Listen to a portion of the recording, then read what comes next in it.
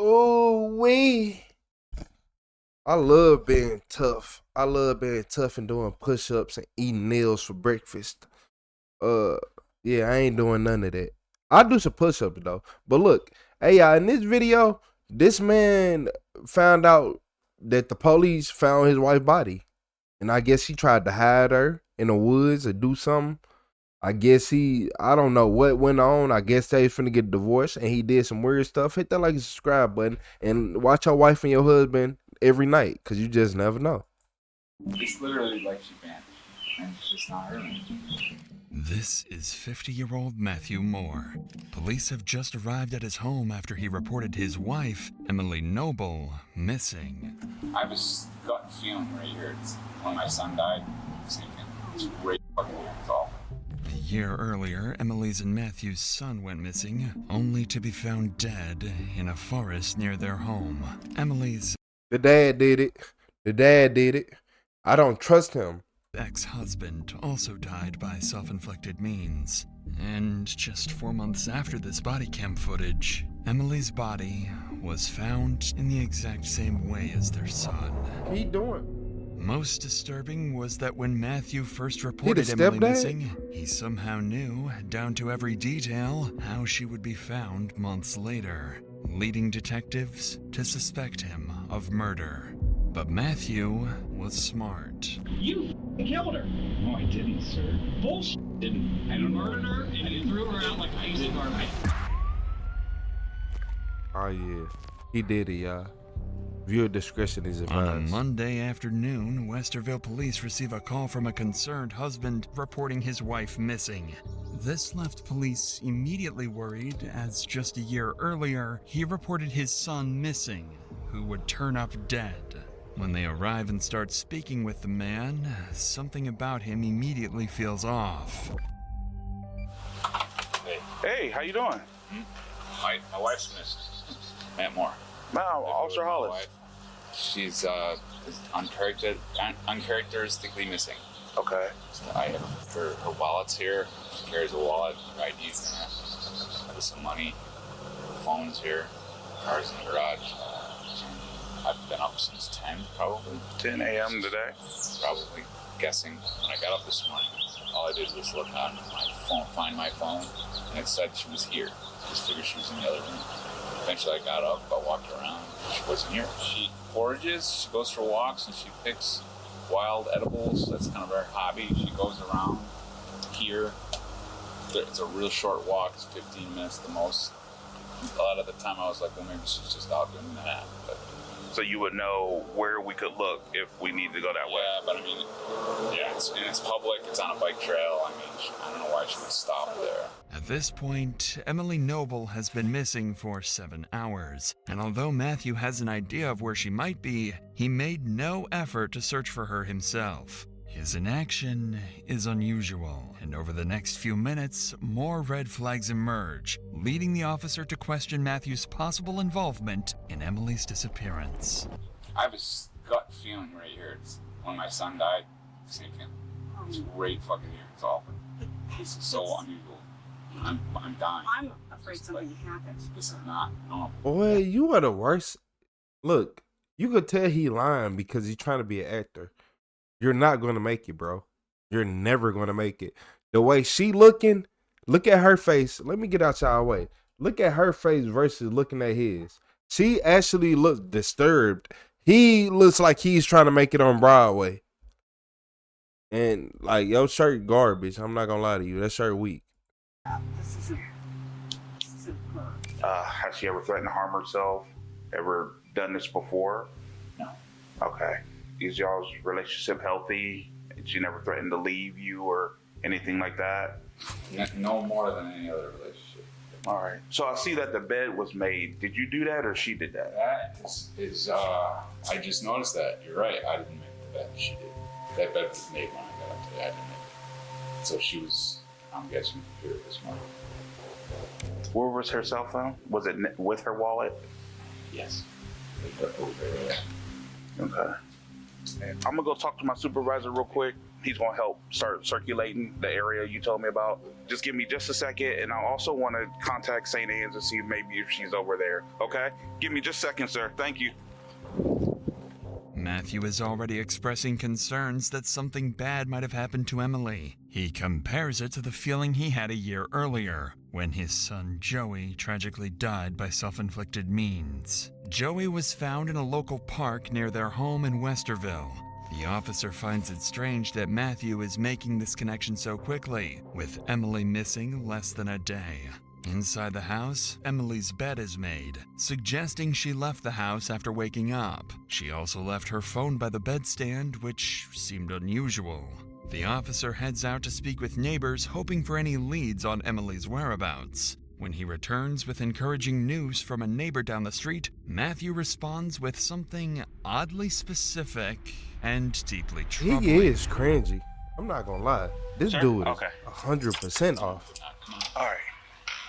So we found a little bit of information. We still don't know where she is yet. Your neighbor saw her in the garage between 9 and 10 a.m. this morning. This morning? This morning. 10 in the morning. Yeah, around 9, 10 Awesome. o'clock. Can you show me her vehicle? Or is it better to go inside or this way? Let's go this way. Keys in the car.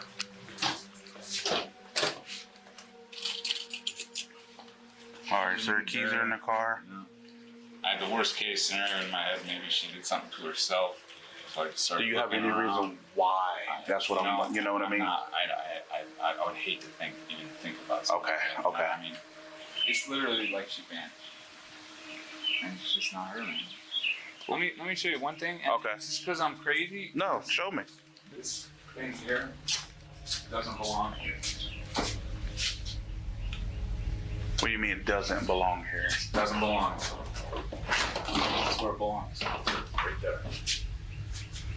I just noticed it. I took it and put it there. Now, can she reach that? Because she's very short.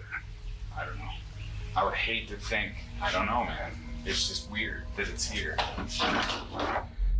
A neighbor reported seeing Emily in the garage earlier that day, which should have reassured Matthew, but instead, he points out a misplaced power cable. It seems odd and irrelevant at first, but when seen through the lens of staging a self-inflicted death, it takes on a different meaning. He could deliberately be highlighting an object that might plausibly explain Emily's disappearance, while letting the officer draw the conclusion on his own. What troubles him more, however, is how certain Matthew already seems about her fate. With no evidence to back that claim, his certainty only makes him appear more suspicious. For the moment, the officer leaves Matthew's house and the police begin searching for Emily across Westerville.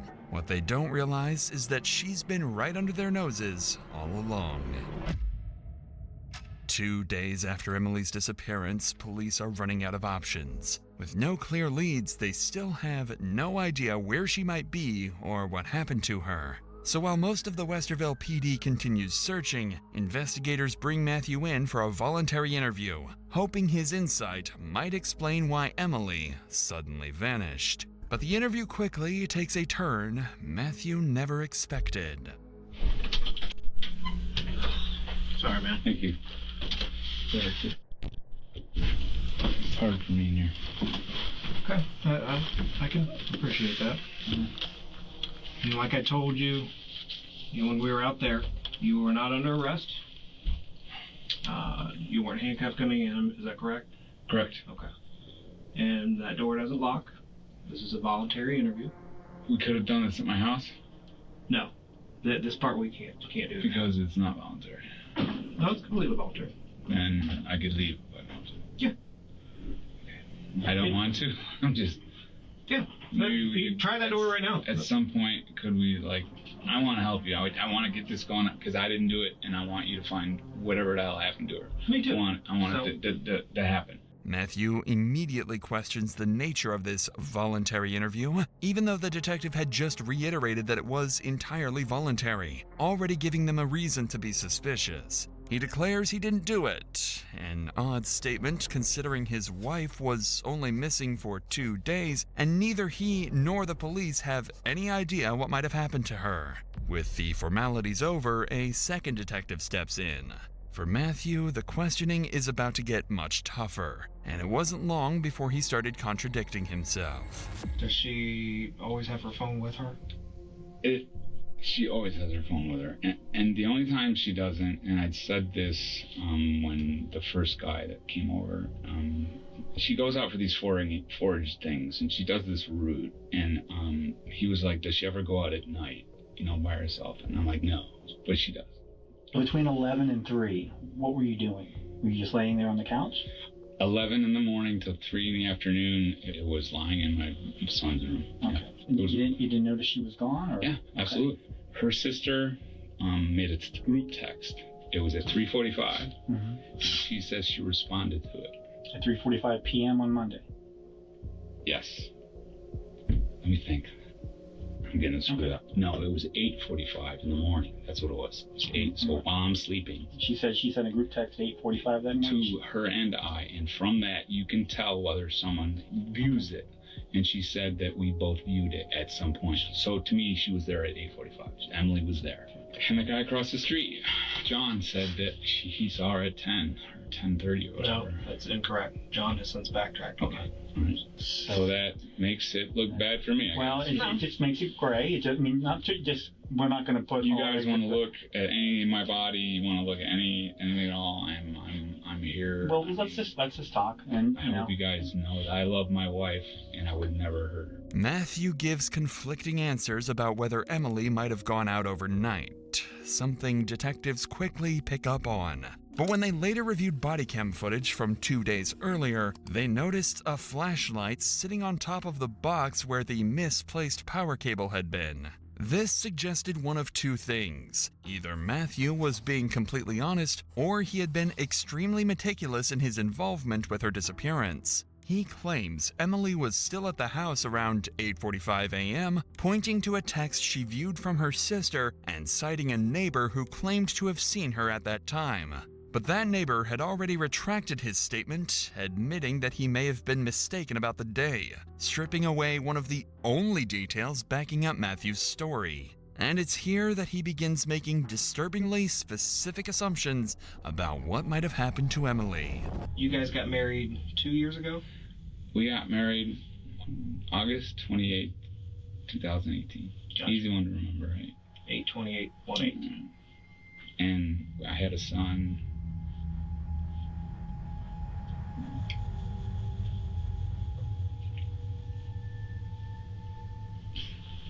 Do you tissues or anything? Drink of water? Okay. We know about him. We don't need to. Hey, crying is crazy, bro. They look choke. Look, yeah, that's why I'm like, it don't add up. Ain't nothing that's adding up. I sure just been listening. Y'all know I got this on speakers, so I just been listening. I'm just listening from the other room and just hearing everything you got to say. And the more I listen, the more I heard that he is just on BS. This man killed his wife and then just try to set it up perfect as the perfect crime. But the police slowly starting to figure it out that, yeah, he the suspect. It's horrible. Oh, schizophrenia is the worst thing that happened to me.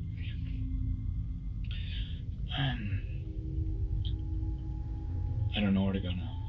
What do you want to know? So scale of 1 to 10, relationship with her. What would you rate it? It would fluctuate, but we were on since 6 months. It was an 8. I did not hurt my wife. I did not hurt my wife. I loved her. I would speculate to say that she might have hurt herself, but if she did, you would have found her by now. She would have went down somewhere close and done it. Was there times when she would kind of say, I'm not afraid to do this thing? Yeah. I mean, don't they all kind of be like that? And why would you think she would hurt herself? I mean, possibility. Because she was not that she ever would. I'm just saying she was emotional. She would get emotional. If you ask me if I had to bet, I feel like there was some foul play involved. I would think it's very odd that she would leave voluntarily, leave all of her possessions, items behind, not go to work. So it's a possibility. It's happened before, but very unlikely. Or is she involuntarily missing? So my question is, what happened to her? We know that you were the last person to see her. That's what we know. Definitively. Is there anything I can do to make it so you guys don't think that? Is there a polygraph test? Is there anything you need? Matthew speaks about Emily in the past tense, something detectives quickly take note of. He also suggests she may have been contemplating self-harm, yet police had confirmed through interviews with friends and family that she had no history of mental health issues and wasn't taking any medication. Even so, Matthew insists he isn't involved in her disappearance and even offers to take a polygraph to prove his innocence. That chance would come soon enough, but instead of clearing his name, it does the exact opposite. For now, detectives decide to confront Matthew with what they believe might have happened to Emily, and that theory immediately casts him as the prime suspect. Was Emily in it rough? She was it rough? Not really. Did she like to be choked? No, but not to the point where she couldn't breathe or like really hardcore like that. Talking with one of her friends, there was a time within the last year where she had bruises on her. The friend was concerned that you were being physically abusive towards her. M then told her that, no, that's not the case. It was rough, which, again, is completely legal. Well, there you go. I don't understand why that would help you find where she is right now. Would you pass a lie detector test? Absolutely. Let's do it. You do it? You got it. When asked directly, Matthew downplays their intimacy, insisting that they didn't really practice choking. Detectives immediately challenge this with messages between Emily and a friend. Only then does Matthew admit they engaged in it, though he frames it as something mutual and consensual rather than abusive. By now, detectives are increasingly skeptical of his version of events and decide to put him through a lie detector test, a test he had previously claimed he was eager to take. But it wouldn't go the way he expected.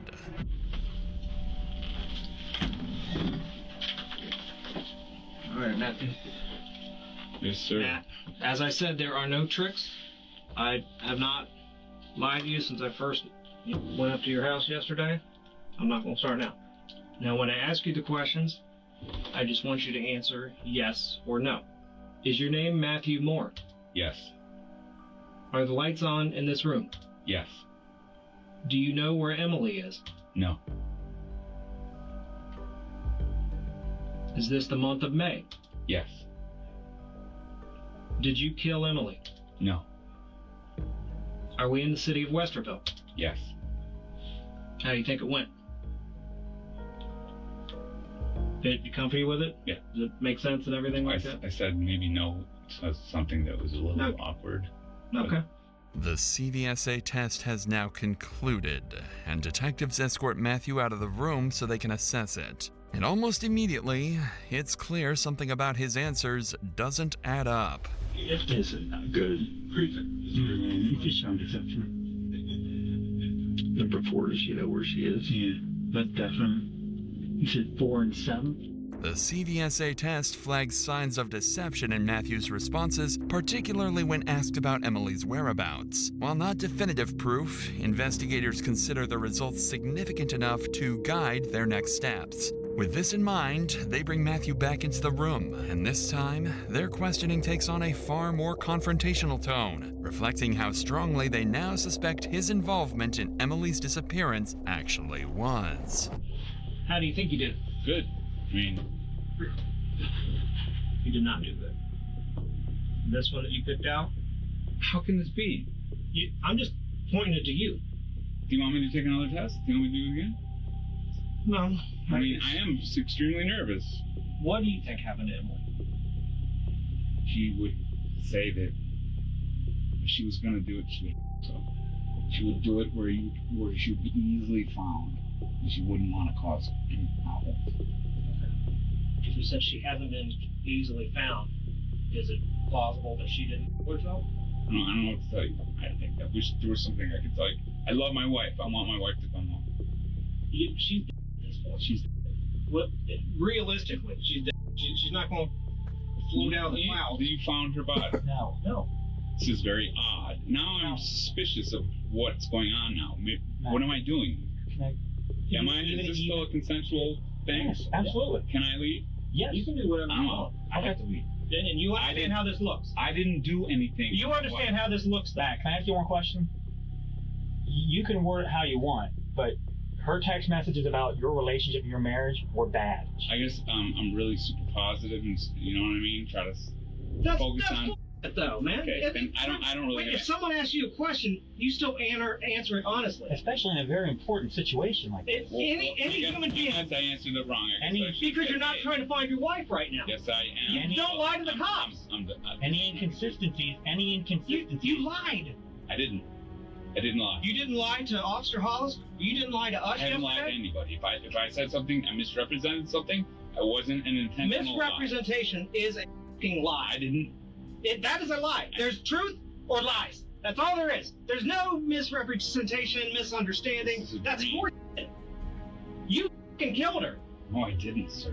Bull. I didn't. You killed her, and it was an accident, and we need to get this resolved today. It didn't happen. It did happen. I would tell you. She's dead. Where is she? What are you talking about? That's why people are saying have seen her. People are full of shit. Her phone says you're full. That thing's full. You understand how this looks, though, to everybody. You guys, I didn't do anything to my wife. I murdered her and you threw her out like a piece of garbage.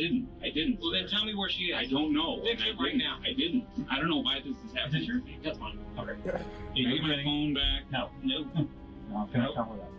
Westerville police didn't have evidence to hold Matthew, so he was released. But they continued to watch him closely. Inconsistencies in his story, his repeated references to Emily in the past tense, and the CVSA results all made investigators increasingly uneasy. A full-scale search was launched. Officers canvassed the neighborhood, local parks Emily frequented, nearby bike paths, and the wooded areas, including the park where Matthew's son had been found a year earlier, but they came up empty, and Emily's whereabouts remained unknown.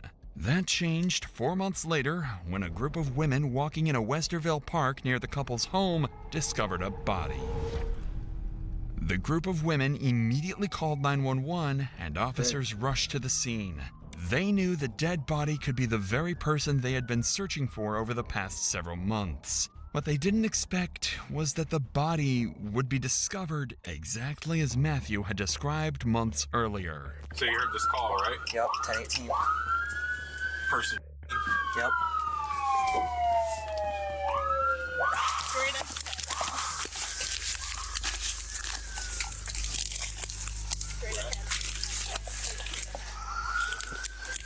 All right, back out. Hey! Hey! Get them out of here. Set up crime scene tape. Yep. This is. She's been there a long time. Yeah. What was it? May? May was when she was. It's in the lapel. It's the cape and everything. So the big thing now is setting up a perimeter. You know who this likely is. Yes. And getting a car over to that house. To tell them. Hey, Dickinson. What? Make sure those people aren't texting this out to anyone. Hey, Ross, grab their phones for right now. You guys take pictures or anything? All right, grab their phones for right now. Because the second this gets out, something's going to happen over there. Yep. So.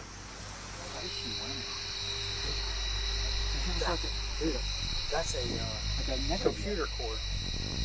That's a USB. Yeah, it's a USB. That's a computer cord. You can see right there. Yep. What is she wearing? Looks like some kind of like a nightgown. Yeah. And why? Exactly. Oh well. What is that? What is that? That's the top of it. That's a water bottle. Water bottle, maybe. That's a water bottle. Police find a woman dead, almost as if she was intentionally laid out under the base of a tree. One arm rested by her side near a black water bottle containing a peach-colored alcoholic beverage. Nearby lay a wedding band and an engagement ring.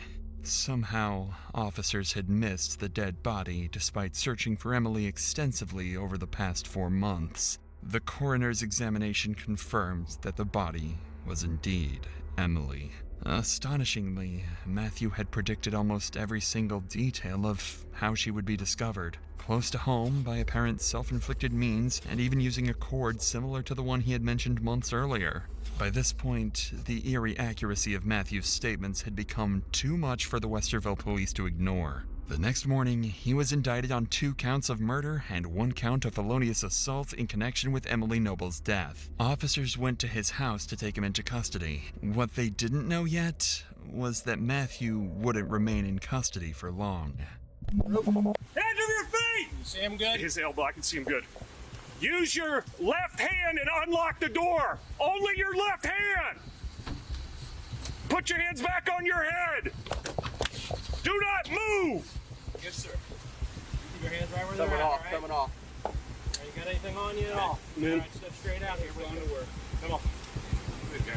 All right, we're going to walk over here towards the grass, all right? Palms together like a prayer. Matthew was taken into custody in June and remained in jail until his trial the following August. During that time, investigators built their case, convinced he murdered his wife, 52-year-old Emily Noble, and staged her death to look self-inflicted.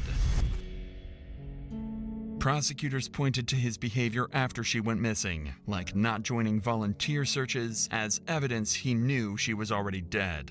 They also stressed his past tense references to Emily in interviews and the CVSA tests that suggested deception, though those results were not admitted in court. The defense countered that the case was built on speculation. There were no eyewitnesses, no DNA linking Moore to the scene, and self-inflicted death was a real possibility. Emily's first husband had died the same way, and Moore's teenage son had also taken his own life the year earlier. They also pointed out investigative errors, mishandled evidence, and Moore's cooperation with police. Expert testimony proved conflicting. A forensic anthropologist noted fractures consistent with strangulation or a staged scene, while the coroner ruled the death a homicide. But defense experts showed the branch and USB cord could have supported a self-inflicted death, arguing the injuries were not definitive.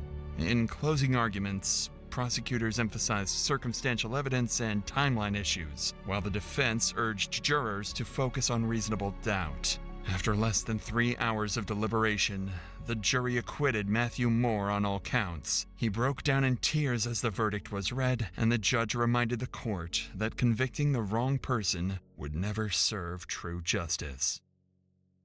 Huh? Bro, what?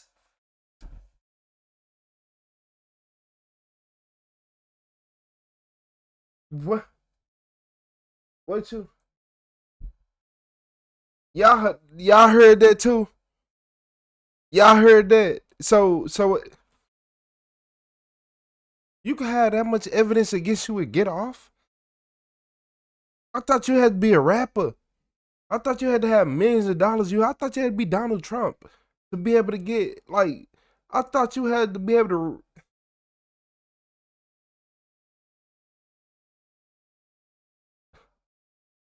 He just got acquitted. And for a fact, he did that.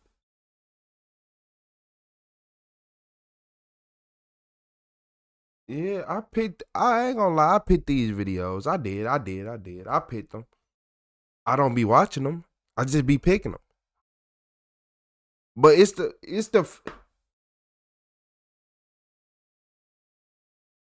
he just got acquitted of all charges and he did it.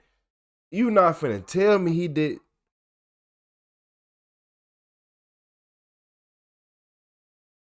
He did this, y'all. Let me shut up. I don't want nobody coming to get me. Leave me alone. I don't know what happened. I ain't got time for me to have no Gmail notifications in the morning saying, yeah, you gotta. I ain't got time for it. I don't know what happened. Yeah, you're getting sued. Damn. I ain't got time for this, y'all. I don't know how he did that. Yeah, this one just did it for me. I don't know how he did that, y'all. He killed her. No, he didn't. Or his lawyers come talk to me. I ain't playing with them lawyers. Whatever lawyers he got, I'm not playing with them. Cause y'all just got this man like he was Lil Boosie. Hey, hit that like and subscribe button. Let me know what y'all think about him. If y'all think he did or if y'all think he didn't do it. Me personally, by everything I heard, he should have been up the river. But the judge and the people had different opinions.